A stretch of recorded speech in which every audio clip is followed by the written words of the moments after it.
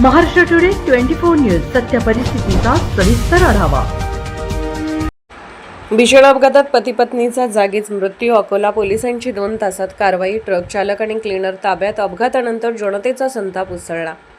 अकोला दर्यापूर रस्त्यावरील खरब फाट्याजवळ झालेल्या भीषण रस्ते अपघातात पती पत्नीच्या दुःखद मृत्यूनंतर उसळलेल्या जन आक्रोशाच्या पार्श्वभूमीवर सिव्हिल लाईन्स पोलिसांनी तातडीने कारवाई करत ट्रक चालक आणि क्लीनरला अवघ्या 2 तासात ताब्यात घेतले। या पोलीस कारवाईमुळे संतप्त नागरिकांना आणि मृतांच्या कुटुंबियांना काहीसा दिलासा मिळाला आहे।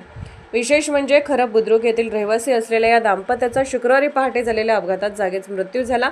अपघातानंतर संतप्त गावकऱ्यांनी आणि नागरिकांनी रस्त्यावर उतरून रस्ता अडवला आणि दोषींवर तात्काळ कारवाई करण्याची मागणी केली। प्रकरणाचे गांभीर्य ओळखून सिव्हिल लाईन्स पोलिसांनी तातडीने तपास सुरू केला आणि अपघातात सामील असलेला ट्रक RG 11 GB 0492 जप्त करून त्याचा चालक आणि क्लीनरला ताब्यात घेतले।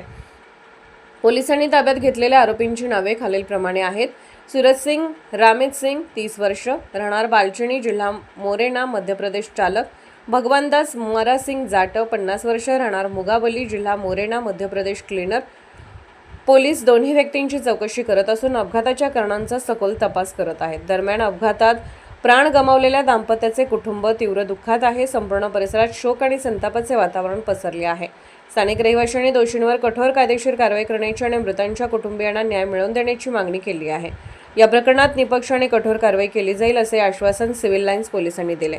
महाराष्ट्र टुडे मराठीसाठी ब्युरो रिपोर्ट संजय दास सोबत समीर खान, अकोला। सकाळी खरब गावाच्या शिवारामध्ये एक दाम्पत्य दगावल्याची माहिती ॲक्सिडेंटमध्ये आम्हाला मिळाली, पती पत्नी असलेली। आणि त्यानंतर आपली पोलीसची टीम आपण त्या ठिकाणी रवाना केली। आपली पोलीस पोहोचल्यानंतर ॲम्ब्युलन्सला बोलवून घेतलं त्या ठिकाणी। ते जे दाम्पत्य होतं जखमी अवस्थेत त्यांना आपण सिव्हिल हॉस्पिटलला तात्काळ रवाना केलं त्या ठिकाणी। आणि जागेची पाहणी करून तिकडे प्रत्यक्षदर्शी जे होते त्यांनी ते ॲक्सिडेंट होताना बघितलं होतं, त्यांच्याकडून आपण त्या वाहनाचं वर्णन घेतलं। वर्णन मिळाल्यानंतर तात्काळ आपण 2 टीम त्या ठिकाणी रवाना केल्या CCTV फुटेज तपासणीसाठी आणि वाहनाचा शोध घेण्यासाठी। आपल्या दोन्ही टीमला त्याच्यामध्ये CCTV फुटेज मधून वाहनाचा मार्ग शोधण्यात यश मिळालं आणि ते कृषी उत्पन्न बाजार समितीमध्ये ते वाहन पार्क करून आरोपी तिथून पळून गेलेले होते। आपण वाहन ताब्यात घेऊन आरोपींच्या परिसरामध्ये शोध घेतला असता 2 आरोपी आपण त्याच्यामध्ये निष्पन्न केलेले आहेत। बाकी पुढची कारवाई आता आमची सुरू आहे।